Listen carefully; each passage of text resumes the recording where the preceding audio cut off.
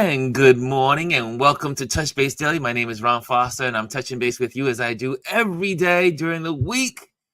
Ah, this weather in New York City is making me so happy. Another cool day in New York. Another cool day. No air conditioning. Slept well. I even said, you know what? I'm going to oversleep today. And I did, and I felt good. It was so good. So today is our let me take this off I got this little banner there. Let me pop this in. Hold on a second. I got my little banner up showing there, but today is Wisdom Wednesday. And we have a special guest today. We have a special guest today, and I am so excited. It is the wonderful Cheryl Miller, and she has an amazing career. I'll talk about that in a moment, but I just wanted to make sure I send some greetings. The greetings are in the room. Let's see some greetings. Who is the first person in the building today? It looks like Grand Rising Ron, everyone, RLP, boom, boom, boom, with all the with all the lights and everything. The next person, number 2 in the building, is Chris R. She says, good morning. And the next person, number 3, Rashawn Vincent. Good morning, Ron and RLP family. And there we have Omar's in the building as well. What up, everyone? He says. And Paro is in the building. Good grand rising front and center for Cheryl Miller. She said, in front and center for Cheryl Miller. There we go. And also I have here, who else is in the building? Hannah. Hannah's in the building. Good morning, Ron and RLP family. Hannah, you're not doing the gardening today? No gardening today? Okay. And we have here, who else is in here building? It says Rashawn says good morning to everyone. Everybody saying good morning to each other. Adrian is in the building. Adrian, New York City is in the building. She says, good morning, everyone. Happy Wednesday. It is Wisdom Wednesday. And David Mascaro is in the building. Good morning, David. Good morning. Jamel Shabazz is in the building. Grand Rising family. He says Grand Rising. Yes, he knows. He knows the great Cheryl Miller. Okay, Brian is in the building. Brian is in the building. Mr. Brian, young, creative. And so we're all here. I am not going to go into politics today. I am going to go right in to spending time with this amazing photographer. And I stumbled upon her at the Photoville that was here in New York City under the Brooklyn Bridge this summer. And for those that know, I was working Photoville this year. And I think Jamel did say, "Hey, do you know Cheryl? Make sure you see Cheryl." And I say, "I did. I saw her." And she had the most amazing exhibition. Her exhibition, I'm drawn into old photos about communities, photos about family, photos about Black culture, photos of history. That's what draws me in. And hey, Kimmy, I see you in the building. And I am drawn into to photographers that pull me into the past and make me smile. Because there's something about watching the African American experience. And I'm this way also with all old photo pictures. I mean, whether it's Italian, whether it's Irish, but it's really dear to my heart when I see other Black families. Because to be quite honest, I used to have a bunch of family pictures, and my father unfortunately lost them all. When he was in a moving situation, my parents separated, and we lost all of my childhood photos. We had no photos of our childhood. They were all gone. To this day, once in a while, my aunt will send me a photo of my great grandfather or my grandfather or my family members. And I'm like, I get so excited because there's nothing like a photo to pull you in to your culture and also to anchor you. Old photos, photos that were captured over time, anchor you because it's your life. It's your family's life, your mom, your dad, your aunties, your uncles, the greats and the grands. Anyway, I love Cheryl's work. So let me just I'm going to give you just a little snippet. I'm going to read this to you. I'm going to brighten up my phone here so I can bring this up so you can see this. I can see this with you. Okay, here we go. There we go. Let's get that in there. Okay, here we go. Cheryl Miller is a self-taught photographer and a former city and regional planner. Her practice exists to create images of African Americans viewed through a kaleidoscope of everyday experiences. Her focus is on the rich visual development of communities, neighborhoods, and people that make them thrive. Her 40-year film archive explores resistance and resilience as survivors of the Middle Passage, honoring our ancestors as recipients of the gifts of strength, resilience, promise, and hope. Ancestor reverence helps to maintain our joy and channels these gifts. The images are of rites, rituals, and social norms, resistance to enslavement, institutional racism, and white supremacy. Miller's work has been existed on local, national, and international art institutions and is in the permanent collection of the Brooklyn Museum, Schomburg Center for Black Culture and Research, and the Museum of the City of New York. In addition, she was a former adjunct lecturer at the Tisch Department of Photography and Imaging at NYU. She also taught photography in the NYC Department of Education as an active member of the local art community.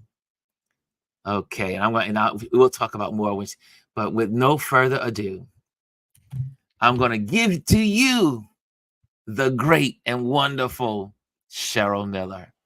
Cheryl. Ron, thank you so much for that incredible introduction, and thank you for having me as a guest today. I have no one else. I am so excited to have you here and for this community to meet you. Your photography arrested me when I went into that we call the containers at the Photoville. I walked in and I was like, holy moly. And the way you had everything laid out and from the ceiling, from the walls, and it was truly an experience. So as we talk about that, I would love for you to tell me, how did you, first of all, let's go into where should we start? Because I have 1,000 questions, but how did you, when we talk about Photoville, and I'm going to bring some photos as you share, how did you come up with your concept to put something so amazing together for people to view in Photoville? What led you? Well, Ron, I can't take credit for that.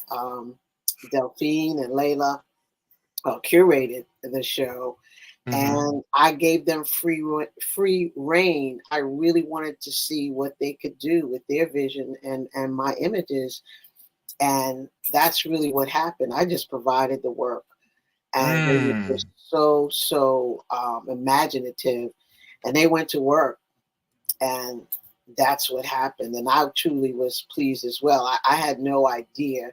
We talked about it, obviously. We met about it, but their vision, and along with the Photoville staff, they were very, very accommodating. I had an altar as well, ancestral altar, and that was really the only thing that I really wanted to incorporate, and they were very, very accommodating.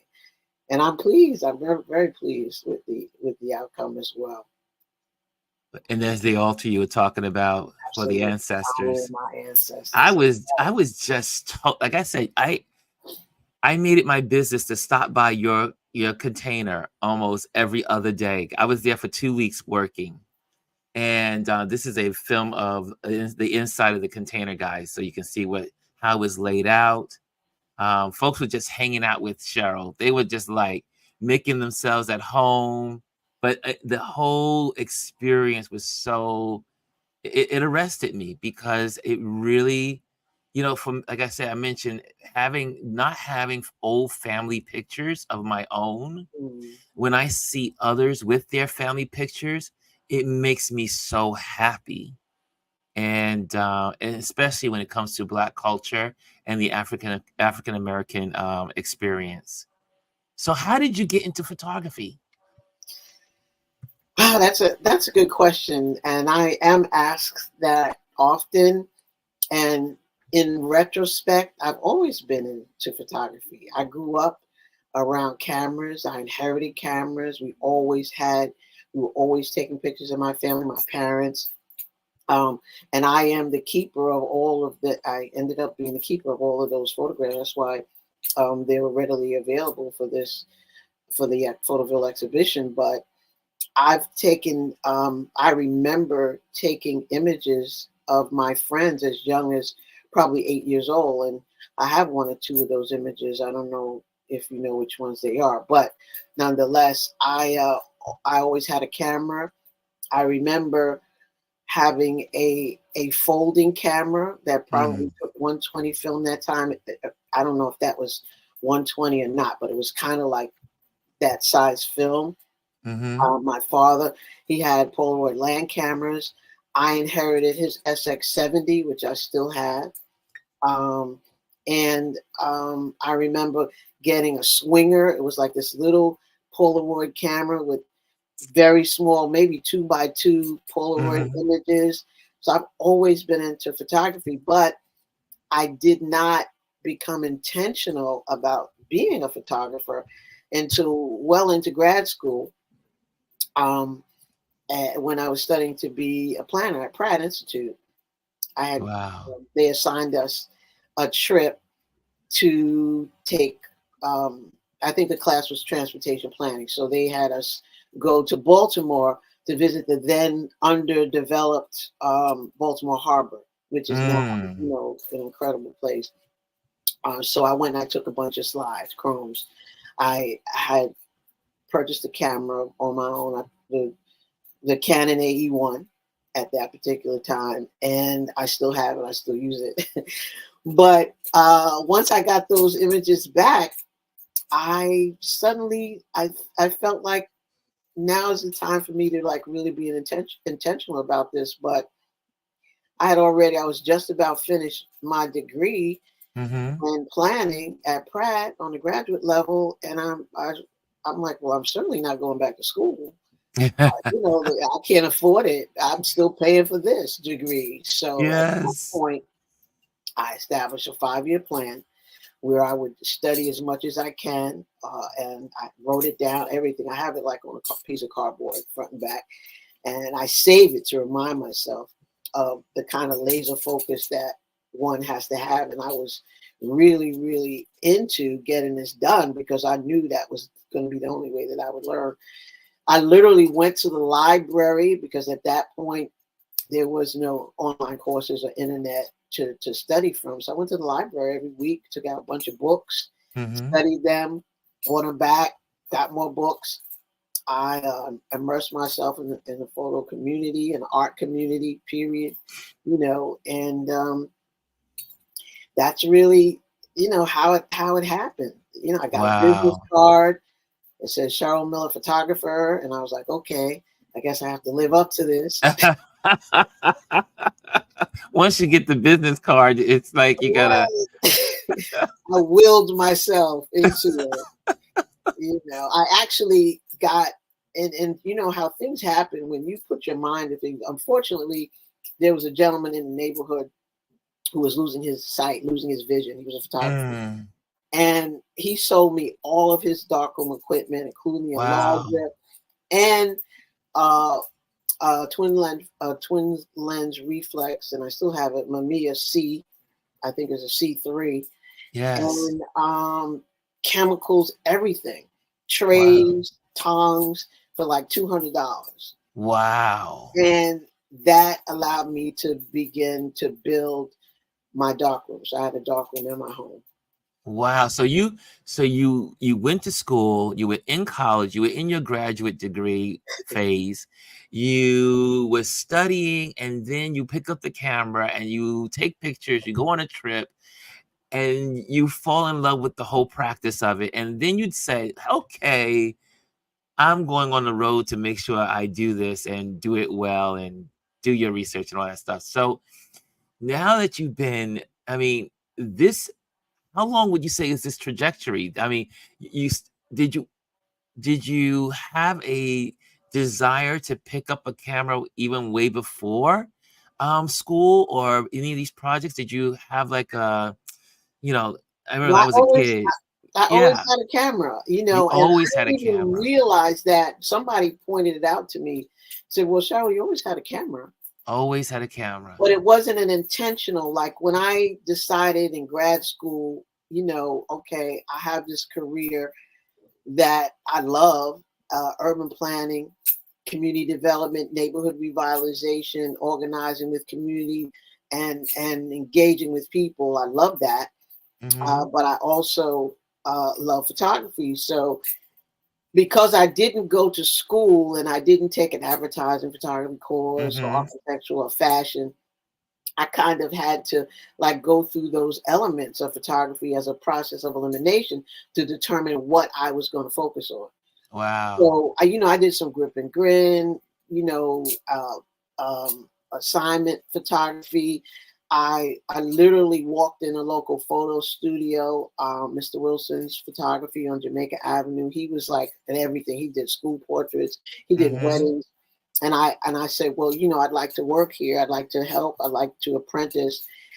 And he said, well, you could work here, but all I need for you to do right now is put some negatives in these envelopes. And I'm like, I'll take it. And he said he was specific. He said, and I do not have time to teach you anything about photography. And I was Wow. like, okay, no problem. But he had an assistant, a darkroom assistant and assistant photographer. His name is Larry Brown. Wow. I credit him with teaching me everything that I know about the darkroom. And from that point on, Larry Brown took me under his wing and taught Wow. me everything that I needed to know about film development, printing, chemicals, and that really like upped my learning curve tremendously. Wow. I also apprenticed for a fashion photographer in Manhattan at one point, but again, fashion photography, that all of these things that I was doing was kind of to explore what my interest was because I was Yes. kind of like all over the place and learning. Mhm. And so because I had a job and a career, I did not have to and didn't want to focus on being a starving artist or photographer. I'm like, well, let me continue working. I need a So real that I can job, as pay they my say. mortgage, raise my child, pay the car notes and all that stuff. Yes. And one day, my good friend, who is a painter, Danny Simmons, dropped by, and he was on his way somewhere to, I think it might have been the Jamaica Center for Arts and Learning, to maybe exhibit his work. And I had my work laid out, and prior to that, I really wasn't showing my work or anything. And he saw it. He said, "Listen," he said, "my brother Russell is still forming his offices. He had raw space in Manhattan, Def Jam, and he said, I'm going to ask him to allow me to do a show. I want you to show your work." Mm. And I'm like, "No, I don't think so. I don't show my work. What do you mean?" I had no idea.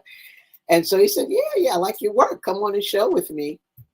And I did that. And once the exhibition was successful, I sold some work. I saw how people responded to it, and I was like, this is it.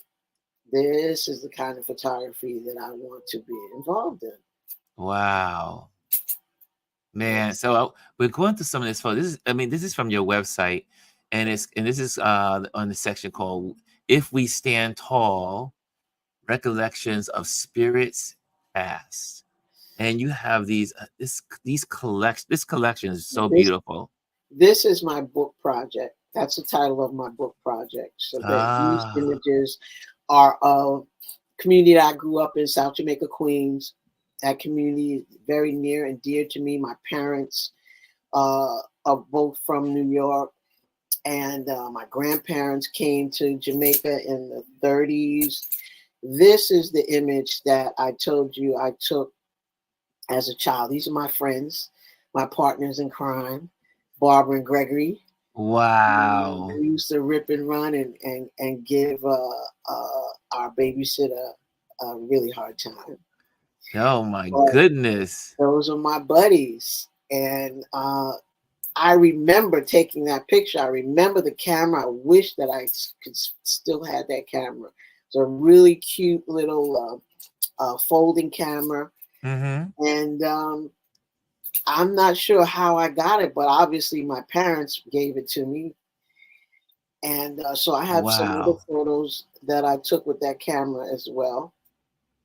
That I don't have these negatives. I just have the prints for these. So I l- they're priceless to me. I mean look, you got your leading lines in there. You got all the theoreticals. You're a kid, but you are doing your thing. That's a street that I grew up on, 108th Avenue, and behind them on the right, you see a roof, like a angled roof. That's my house. Yeah, right there. Wow. That's the house I Okay. grew up in, and we have deep roots in Jamaica. My father grew up there. His father bought it. So when you think about Jamaica, Queens, Mm-hmm. you have to know historically that Jamaica, Queens had the largest concentration of black homeownership in United States at one time. Mm-hmm. Yeah, so it's very significant. A lot of black. All the homes were owned by black families. We grew up in a neighborhood that was Wow. very close knit, with families that we all knew. And we all knew the children, and Here we we go. had We got we had something called the block. it was called the what? The The block? block. Yeah, you came from the block. It's just like a very sentimental kind of. We're all adults now, and Uh-huh. we knew the families. We have stories. I mean, a film could probably be made Hmm. from the Maybe when the book is done, you'll go make a movie as well. maybe This would be a good documentary. I see a good documentary forming sounds here. good. Sounds like a great idea. I mean, you're taking these photos at different stages of your life. You seem to be, the documentarian of Jamaica, and you're, in your world. You are documenting your world. What are Well, it some of the stems. favorite places? Oh, no, go ahead. No, I was going to say it stems from. For me, I think my initial objective was just to show us in a very positive light. All you ever see, and even then, or negative images, or the Yes. pathology, or Yes. all the horrors of being black, living in a black community, and the fatherless homes, and the drugs, and the unwed mothers, and the crime, and all of these things that are a very small percentage Hmm. of who we are and of any community. It's a very Yes. And so what I kind of wanted to show was how we live, when we're not under the gaze, when nobody's looking, when we're very comfortable, when we're experiencing joy, when we are um, building, we're educating, we're we're worshiping, we're inventing, we're doing all of these things in spite of the, Mm. the stereotypes and the oppression and all of the things that are so negative, and I think the resilience, the strength, I often say, and sometimes I think people take this a little lightly, is that we are the survivors Yes. of the Middle Passage Yeah. of our ancestors. A lot of Yes. them did not. A lot of them are at the bottom of the ocean, Yes. Atlantic Ocean. A lot of them didn't make it, and then the ones that made it through 400 decades of and hundreds of years of impossible conditions and unlikely to survive. And here we are. Mm. We've made it to that point. So we are the strongest. We are the gifts, and as I believe it was Maya Angelou who said, we're our ancestors' wildest dream. Yes. Cheryl, I just had this conversation 2 days ago, and we were talking about my time in Ghana and how this. Oh, I was being interviewed for an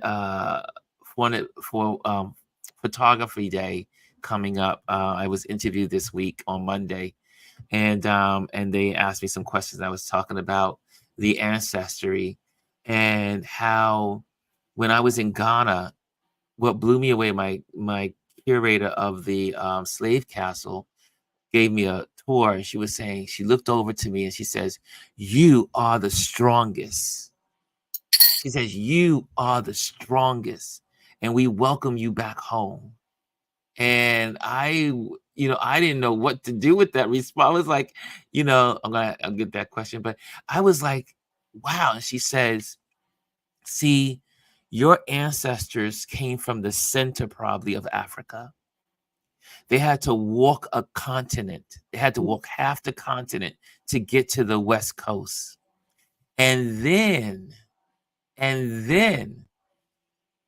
a percentage, 50 up almost 50% of them died along that continental walk. Then they put us in, our ancestors, in a slave castle where they lived in a dungeon. And then some of them died. Then they put them on a boat and brought them across the sea. And half of those died. And some were tossed into the ocean, some died along the way. And then your ancestors, our ancestors, came to this country or this land, because it wasn't even a country yet in some cases. And our ancestors were enslaved. And then our ancestors endured the years of slavery because so many people died in slavery. And then we are the strongest to emerge from our ancestry.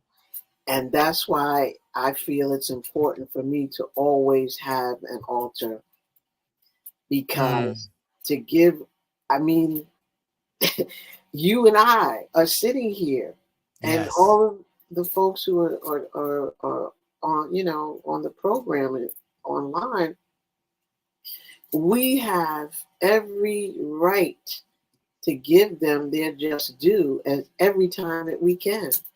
Because Yes. if not for them, we would not be here.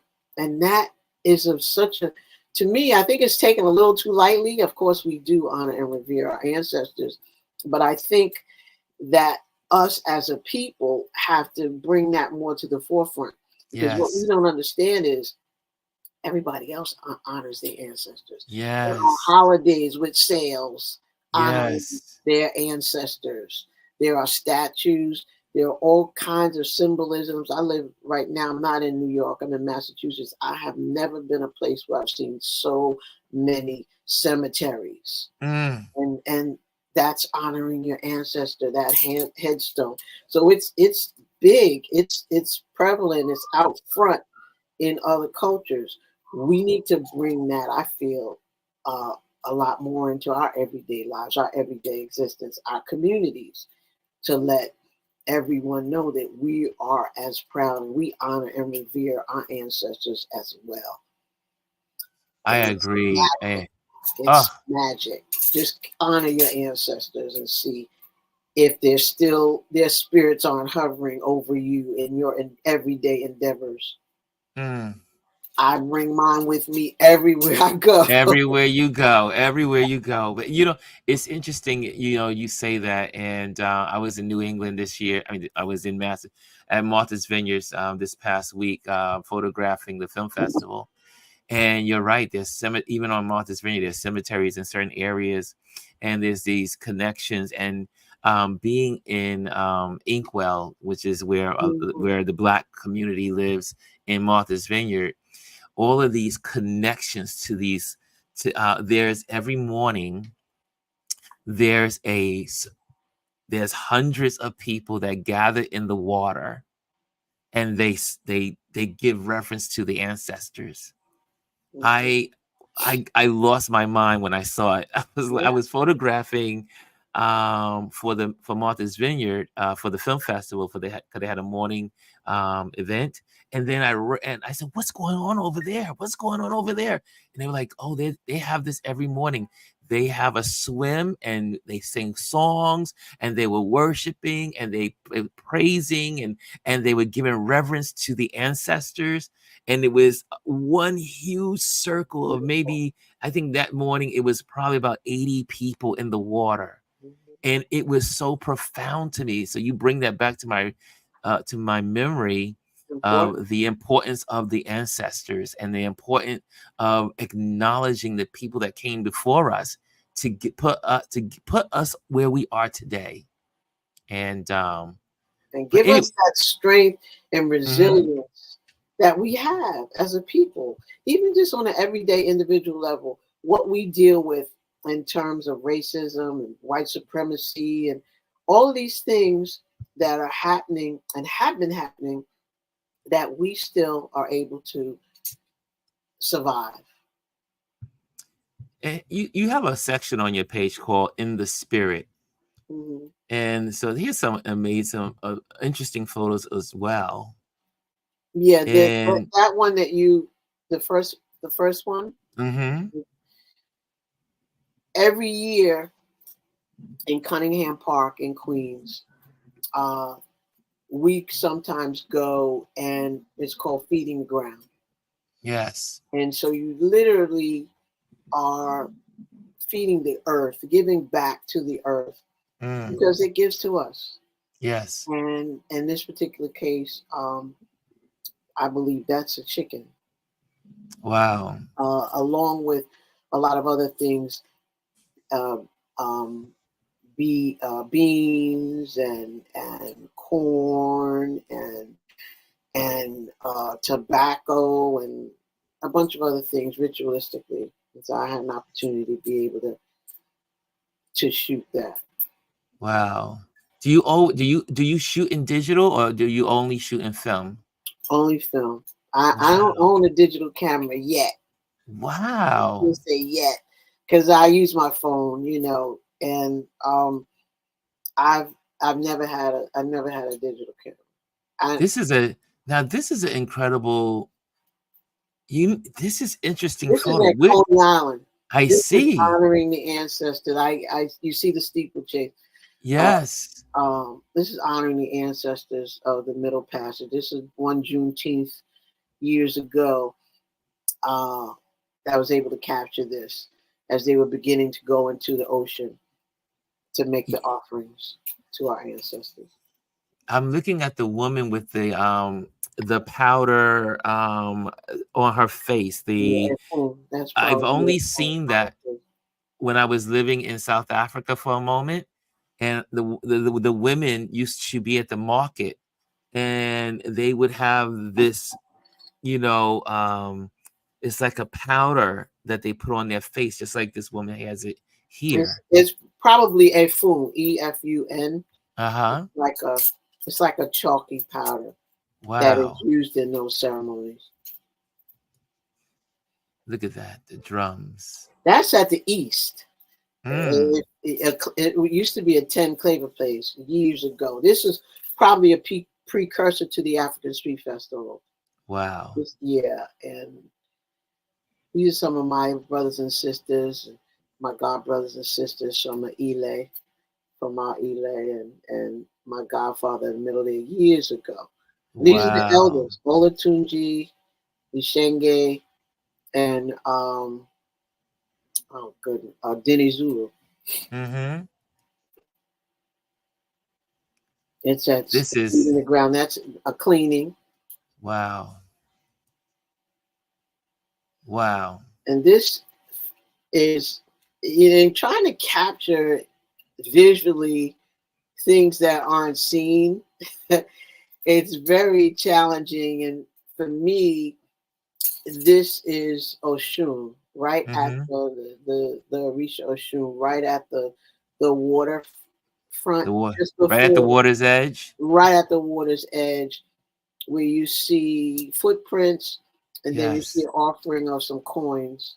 Wow. And I was just trying to capture that. Wow. Ugh, this shot is beautiful. Thank you. This is a pretty well known and published image Ugh. at the water of that same period of time, um, Juneteenth.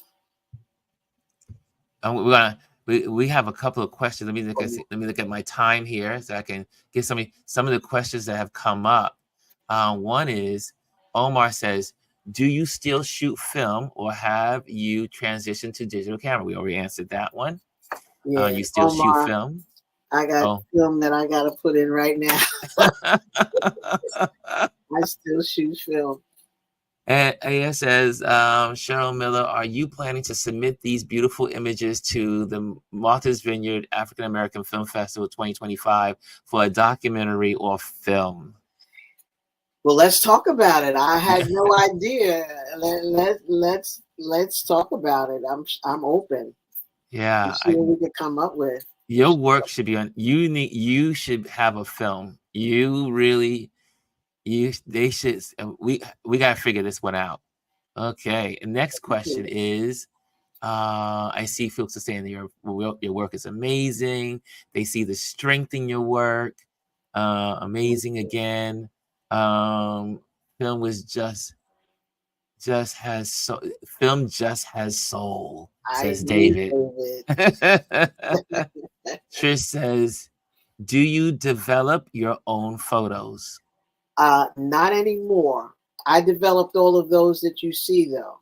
Okay. Um, my archive is all my own development in my dark room. I sold my dark room. I upgraded it from the purchase initially in my initial career, but I kept my pads and development tanks and the reels. And my goal is to get back to developing my film.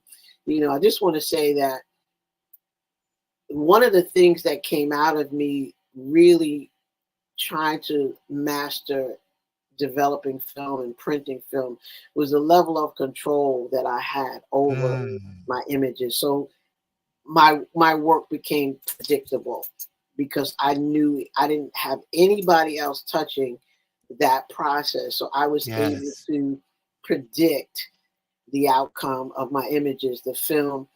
And so that helped me develop a style because the consistency using the same camera, the same film, the same chemicals, the same paper, in the same enlarger, the same darkroom over and over and over again Yes. gave me a level of consistency. Here's another question. Omar has another question. He says, what is your current film camera setup? My current film camera setup is the same camera I had that I shot these on. Believe it or not, I have had them overhauled and preserved. I use the same lenses. I use a wide angle lens all the time. That's my favorite setup. But I have a Canon. I use Canon equipment. I have an AE1. I have an A1. I have an AE1 program with the lenses. The Wow. AE1, the A1 is failing. It's had some technical issue, so I'm not really able to use that. So I'm looking for an A1 body or F1 body. And so let me know if anybody knows. And I've looked at a couple of KEH and some of the others. So very, very simple. I have an available light. I do not use any type of strobe or flash with my images. That's another thing that I did purposely to affect a certain style, a certain predictability. Here's Omar says also, just going to bring that to you. He says, wow, this is a college filmmaking course all on her website. Yeah, I mean, you lay it out so beautiful. And also, Thank our you. our brother, Jamel Shabazz, asked My the brother. question. He says, what projects are you currently working on? Well, I want to say before I answer that question that, full disclosure, I was in kind of a limbo for almost 17 years. Mm. And up until COVID. And I reached out to Jamel because my intention after that hiatus, in a sense, was to just organize and digitize my film. And of course, I Yes. procrastinated for a couple of years before I even started. Anyway, I got to the point where I was starting out, and I reached out to Jamel. And I got to say, he and my other photographer friend, Marilyn Nance, were both like this in my ears, talking to me about some of the things, some great suggestions, and some things that I could do and undertaking. I was taking notes, and Jamel will tell you, I follow instructions, right? So, I just want to thank him publicly, thank Marilyn publicly. I don't know if she's on here, but they probably don't know how instrumental they are in keeping my head right in terms of getting things done. So thank you, Jamel. Answer to your question is my book project, If We Stand Tall, Recollections of Spirits Past. I've been working on that. I've gotten a nomination, my book dummy. I was blessed to have an artist in residence program at Lightwork earlier this year. Yes. And they helped me produce my book dummy, which is just a sample of what I want to, have in the hard copy form. And so it was nominated actually during Photoville. Yes. For a book dummy award. And looking for a publisher, working with Monolith right now. So I got a scholarship actually, and all these things happened like in the last 2 years. Wow. After being on hiatus and I don't even want to say hiatus because I didn't consciously say, oh, I'm not going to do anything. It's just, I was very daunted by the digital age. Now, just to go back a little further. Yes. I did a jazz show. I have jazz as part of my repertoire, and I was blessed to be able to speak to Roy De Carava about my work. He was at Hunter at the time, and I wanted to audit his class. And what he said was, after I found out how expensive it was going to be, he's like, you can't audit. He said, just come by my office. He's such a sweet guy. He said, just come by my office and I'll look at your work. So I went by his office and he looked at these images here and he's like, these are great. I was having a show at Alex Harsley's 4th Street Photo at that particular time. So I was just trying to get ready. And I said, Roy, well, what do you think about the digital age that's coming? Photography is now digitized. He said, just keep doing what you're doing. Yes. He said, that's a fad. Now, it was a long fad, but fast forward 20 years, film is back. Film is back, and people love film. So what he said was hard to hear, for so long, but he was right, ultimately. Look at this shot. Look at this shot. That's Charles McPherson at the 79th Street Boat Basin, Mm. right off the water. So I had a lot of them was what you saw was shot at Grant's Tomb. Uh, Betty Carter at Grant's Tomb. A lot of greats there at that time in the 90s. Mongo Santa Maria. I don't know who this is. Nobody can tell me who he was. Frank. I believe that's Frank Forster. This was at the Blue Note. Diane Ah, Reeves look and at that. a lot of legends performing Yes. A lot of there. legends in front of your lens. And it was again very intentional. Um, my friend Verna Hart, she passed away. She's a painter, great painter. Mm-hmm. She would sketch and I would shoot. And we would sit there just before dark because, it was usually a night concert, but we would get there just before dark. This is Art Blakey. And this is an interesting image of him. He passed away, I think, like a month later. That was in the 1990. I think he passed away in August, September or October. And they literally had to help him up onto the bandstand Wow. to sit him down in the seat to drum. And once he picked up those sticks and started drumming, it was like he came to life and nothing I've ever seen. And then when he was done, they had to take him off. Wow. And so the name of this show was Past Prime and Jazz because all of these artists were older and they had really seen their prime as musicians. They were Yes. famous, recorded, and so I wanted to catch them not as they had been before, but now near the end of their careers and in some cases their lives.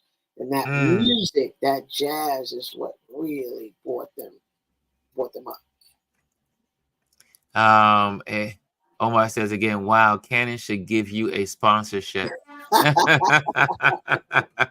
And a new camera. And a new camera. And then Adrian says, my dad went to St. Peter on Claver, and we went to the African American Festival on Claver Place. Okay. And I see here, LinkedIn user, congratulations, Cheryl. She says Thank you. Bennett. Yeah, And I'm a alum, Bennett College alum, Greensboro, North Carolina, historically black wow. college. And then we have Jamel says, wow, I just found photos from those Claver Place days. That was a time. It was always something cultural. People used to think I was from Brooklyn because I was in Brooklyn so much. Wow. Wow. Elmar again says, I can't wait to meet Master Jamel Shabazz when I get to New York City in September. I'm going to have to put together something really special when Omar gets here with all my, I mean, you guys, there's some people that really do inspire me every day that I come on this platform, and they inspire me in so many ways. And I got to figure out a way to celebrate everybody together in one room. I got to figure it out. Yes, let's do that. Because there's a lot of Yeah. people I need to. There's so many young and up and coming talent photographic Yes. artists. I want to meet them as well. Jamel says, great Thank photos, you. Thank Cheryl. you, Great Jamel. photos, Cheryl. He says, I look forward to meeting you, Omar. So we're going to have to do something. We got to do lunch or something when Omar gets to Yeah, town. just gather somewhere. Gather Yes. somewhere. That'd be nice. I see Elise says, love these photos, Cheryl. Thank Love you. these photos. Thank you. Rashawn says, your photos have really inspired me. Thank you, Cheryl. Thank you. Elise says, the next time that I come to New York City, I want to meet all of these amazing photographers in here. And Omar says, I'm bringing my film camera to New York City. And so this is, well, first of all, where can people find you? Um, at Cheryl Miller Photo Archive on IG. And I also just made an IG page for my book project. My website, Cheryl Miller Photo Shelter.com. But the IG for my book is If We Stand Tall, at If We Stand Tall. So I'm still building that, working that. Okay. Or you can email me at CherylMiller1352 at Gmail. Ooh, let me put that there. Hold on. Say Cheryl. Say what? Say it Cheryl again. Miller 1352 at Gmail. Got it? I'll make sure Cheryl Miller 123. Nope, Oh, 1352. 1352. oh, 1352. 1352. And At it's Gmail. at Gmail, right? Okay, put that up Yeah. there as well. .com. There we go. And put that up there. Okay. So this is where you can find her, these wonderful areas. Chat with her and encourage her. We're getting close to our time out, but Cheryl, any last words you want to share with anyone that's inspiring to be to do what you're doing, to share their work or to go into photography? And what would you say to a photographer that's, someone that's interested in photography and that wants to just, have a career in photography as well? Well, I would say what was said to me early on, and that is to shoot what you love or Mm. shoot what you hate. But have Ooh, that, I never heard that one. I heard the one have shoot what you love, but not the well, one you hate. I love that. I interpreted it to mean, laser focus on Yes. something and Yes. pull together a body of work, a series of work, a theme. I have early on. I established, the If We Stand Tall. I established the spiritual. I established jazz as the things that I was going to focus on, Mm. and I use them. They are separate.